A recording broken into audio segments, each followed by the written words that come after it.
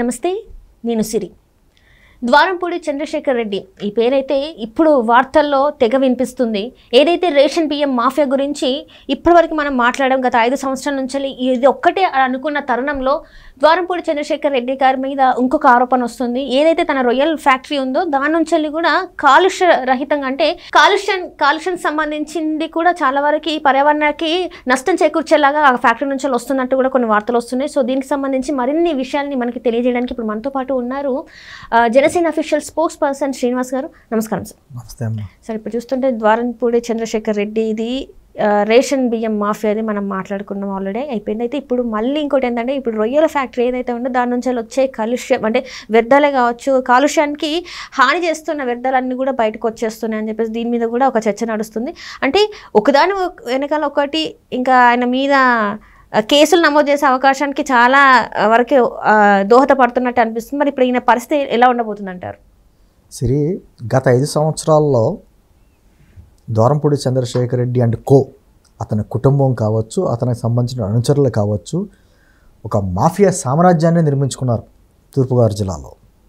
గతంలో కూడా వాళ్ళు చేసేటువంటి వ్యాపారాలు కూడా నెల చేశారు. కానీ గత 5 సంవత్సరాలు ఏమైపోయింది, ఎప్పుడైతే జగన్మోహన్ రెడ్డి గారి గవర్నమెంట్ వచ్చిందో అతను ఆ పార్టీలో ఉన్న వ్యక్తి కాబట్టి అతను అధికారంలో ఉన్నాడు. వాళ్ళ తండ్రికి ఏమో సివిల్ సప్లైస్ కార్పొరేషన్ చైర్మన్ ఇప్పించుకున్నారు. వాళ్ళ తమ్ముడికి సంబంధించేమో మన రైస్ మిల్స్ ఉంటాయి కదా, ఆ సంఘానికి అధ్యక్షుడిగా చేసుకున్నాడు. అంటే ఒక మాఫియాగా ఏర్పడి ఏ విధమైనటువంటి దోపిడీ కొనసాగించారో అన్నది ఈ గత కొద్ది కాలంగా ఈ రైస్ విషయంలో బయటపడుతుంది. అంటే మాఫియా అనాలా, అంతకంటే ఇంకేమైనా పెద్ద పదం ఉపయోగించాలో మనకు తెలియదు. సరే, ఇప్పుడు మీరు అడుగుతున్నది ఏంటంటే వాళ్ళకి దగ్గరలోని అంటే ప్రతిపాడు మండలంలోని లంకవలో అని అక్కడ వీరభద్ర ఎక్స్పోర్ట్స్ అని ఒక రొయ్యల్ ఫ్యాక్టరీ ఉంది. వీళ్ళకి ఒక 300 మంది ఎంప్లాయీస్ ఉన్న కెపాసిటీ ఉన్నటువంటి ఫ్యాక్టరీ ఇది. దాంట్లో 1.5 టన్నుల దాన్ని ఏమంటారంటే అమ్మోనియా ట్యాంకర్ ఉంటుంది.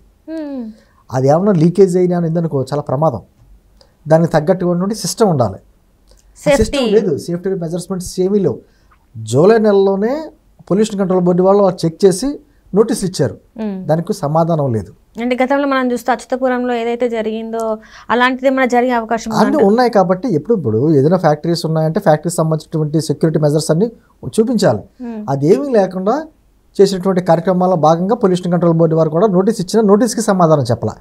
దాంతో సీజ్ చేయడం జరిగింది. ఇప్పుడు సీజ్ చేశారు. నేను అంటుంది దీనివల్ల అతనికి ఏదో ఇదైపోద్దని కాదు, కానీ అతని ఒక్కొక్కటి బయటపడుతున్నాయి. అతను చేసిన దందాలు కావచ్చు, విధానాలు కావచ్చు, అతనికి వ్యతిరేకంగా ఎవరైతే మాట్లాడితే వాళ్ళ మీద తీసుకున్నటువంటి చర్యలు కావచ్చు, ఏదైనా ఒక విధమైనటువంటి మాఫియా సామ్రాజ్యాన్ని కాకినాడ పోర్ట్ కేంద్రంగా చేసేసుకున్నాడు. అంటే ఎలా వదిలేసి ఉంటే సరే మళ్ళీ వైఎస్ఆర్సీపీ గవర్నమెంట్ కానీ ఇప్పుడు మళ్ళీ వచ్చి ఉంటే ఆ కాకినాడ పోర్ట్ కూడా మార్చేసి ద్వారంపూడి పోర్ట్ అని పేరు కూడా మార్చేసుకునేవాడు మాట. అటువంటి చేస్తున్నాడు. ఒక్కొక్కటి వస్తున్నాయి. అతనికి సంబంధించిన వ్యక్తులు చేస్తున్నటువంటి అక్కడ కార్యక్రమాలు ఎవరు నోరెత్తడానికి. ఎక్కడైనా సరే ఒక పోర్టులోకి బయట అధికారులు కానీ బయట వ్యక్తులు కానీ మీడియా కానీ ఎవరో రాకుండా నిబంధనలు అసలు ఎక్కడైనా ఉందా? మొన్నటి వరకు మాట్లాడుతున్నాం మనం ఋషికొండకి సంబంధించి అదేదో కడుతున్నారంటే ప్యాలెస్ దగ్గర ప్యాలెస్ అయ్యి అది చూడడానికి కూడా ఎవరిని వెళ్ళకుండా ప్రతిపక్ష పార్టీ వాళ్ళని మీడియా వాళ్ళని వెళ్ళకుండా నిర్బంధించారు. సేమ్ అంతే కాకినాడ పోర్టు. అంటే ద్వారంపూడి చంద్రశేఖర్ రెడ్డి అనే వ్యక్తి ఒక విధమైనటువంటి సామ్రాజ్యాన్ని నిర్మించేసుకున్నాడు తూర్పుగోదావరి జిల్లాలో. యాక్చువల్గా సరే ఈ రైస్ మిల్లు అన్నీ కూడా తూర్పుగోదావరి జిల్లాలో ఎక్కువ ఉంటాయి. అన్నీ అక్కడే ఉంటాయి ఎక్కువగా మెజారిటీగా. అంటే రైస్ బౌల్ ఆఫ్ ఆంధ్రప్రదేశ్ అన్నట్టుగా గోదావరి జిల్లాలో ఉంటాయి కాబట్టి ఎక్కువ అక్కడ ఉంటాయి. అక్కడి నుంచే ఇప్పుడు రేషన్ రైస్ గురించి మాట్లాడుకుంటున్నాం మనం.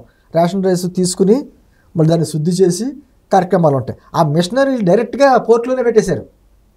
అంటే ఒక రైస్ మిల్లుకి వెళ్ళి చేసి వచ్చేది కాకుండా డైరెక్ట్గా పోర్ట్లోనే ఆ కార్యక్రమాలు పెట్టేశారు. ఆఖరికి కొంతమంది అక్కడ కింద ఓఎన్ చేసే పైపులు ఉంటాయి. పైపుల ద్వారా ఈ రైస్ నుంచి తీసుకొచ్చిన ఆయిల్ సప్లై, అసలు ఏం ఎక్స్పోర్ట్ అవుతుందో తెలియదు, ఏ ఇంపోర్ట్ అవుతుందో తెలియదు. అన్ని వీళ్ళ కంపెనీస్, అన్ని బినామీ కంపెనీస్. మళ్ళీ వీళ్ళకి అరబిందో ఒకటి తోడు. అంటే ఎన్ని తిమ్మింగళాలు. నేంటుంది ఒక విధంగా వ్యవస్థలను ఏ విధంగా దోచుకున్నారో అనడానికి ద్వారంపూడి చరిత్ర ఒక పెద్ద ఉదాహరణ. ఒక సామ్రాజ్యంగా నిర్మించేసుకుని ఎవరిని దగ్గరలో రానివ్వని పరిస్థితి. అంటే విపరీతమైన 1000 కోట్లు దోచుకుని అంటే తన డబ్బుతోటి ప్రజాప్రతినిధులు కొనేయచ్చు, అధికారులు కొనేయచ్చు, ఇన్ని రకాలుగా చేయాలని రకాలుగా ఒక్క పోర్టుకు సంబంధించి మామూలు సామాన్య ఉద్యోగుల దగ్గర కూడా కోట్ల రూపాయలు సంపాదించారు. అంటే వాళ్ళు చెప్పేది ఏంటంటే బియ్యాన్ని తరలించడం తప్పేమి కాదు, దీనికి ఇంత ఎందుకు చేస్తున్నారు అని చెప్పేసి కూడా మాట్లాడు. అంటే రైస్ ఎక్స్పోర్ట్ చేయడం తప్పని ఎవరైనా అన్నారు అప్పటి వరకును?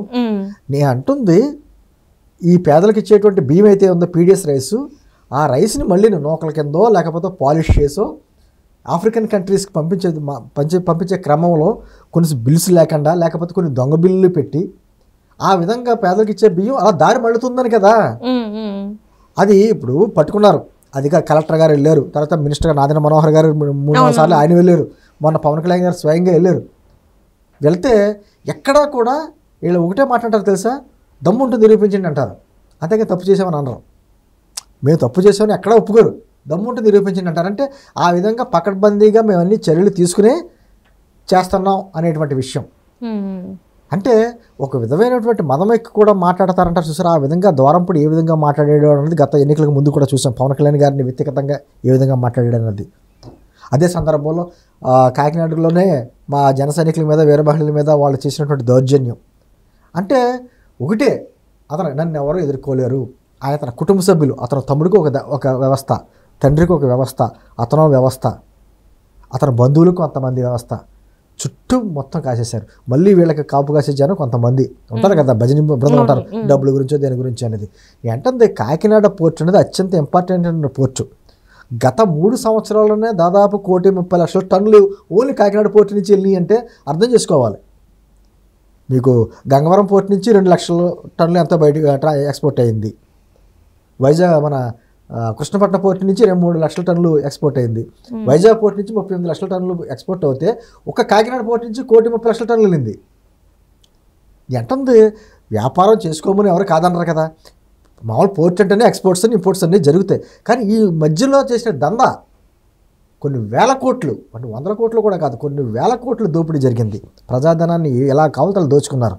ఈ రోజుకి అతనికి ఉన్నటువంటి పరిశ్రమలు ఇప్పుడు ఈ పొల్యూషన్ కంట్రోల్ బోర్డు వాళ్ళు సీజ్ చేశారు కదా, వీరభద్ర ఎక్స్పోర్ట్స్, రొయ్యల్ కంపెనీ ఫ్యాక్టరీ పంచింది. ఇటువంటి చాలా ఉన్నాయి. అంటే ఒక రకం కాదు, అన్ని రకాల వ్యవస్థల్లోనే వాళ్ళు ఉన్నారు. అంటే వీళ్ళకి అప్పట్లో ఏంటంటే గతంలో జగన్మోహన్ రెడ్డి గారి అండదండలో ప్రభుత్వంలో ఉన్న వ్యక్తులు కాబట్టి మళ్ళీ ఇదే ప్రభుత్వం వస్తుందని చెప్పేసి ఒక నమ్మకంతో చేసినటువంటి విచ్చలవిడి దోపిడీ ఇప్పటికే చాలామంది అంటున్నారు, మరి ఇవన్నీ బయటకు వస్తున్నాయి కదా, మీరు ద్వారంపూడి చంద్రశేఖర్ రెడ్డి మీద ఎందుకు చర్యలు తీసుకుంటలేదు అని. ఒక్కొక్కటి ఖచ్చితంగా జరుగుతాయి. ఖచ్చితంగా వాళ్ళు వ్యాపారాలు చేసుకోమని వద్దని ఎవరు అనరు. కానీ ఈ అక్రమ వ్యాపారాలు ఏదైతే చేశారో, దందాలు చేశారో, ఇటువంటి అన్నీ ఖచ్చితంగా చట్టబద్ధంగా ఒకటి బయట పెడుతున్నాం కదా. ఇప్పుడు అధికారులే సీజ్ చేసింది ఆ రొయ్యల ఫ్యాక్టరీని. అదే సందర్భంలో ఈ రైస్ ఎక్స్పోర్ట్స్ గురించి కూడా అన్నీ బయటకు వస్తున్నాయి.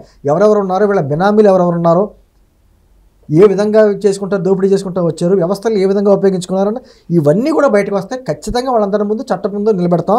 ద్వారంపూడికి ఇంకా కౌంటౌన్ స్టార్ట్ అయింది. ఖచ్చితంగా ఆ బలుపు అంతా దించుతుంది కూటమి ప్రభుత్వం. Right, thank you so much sir.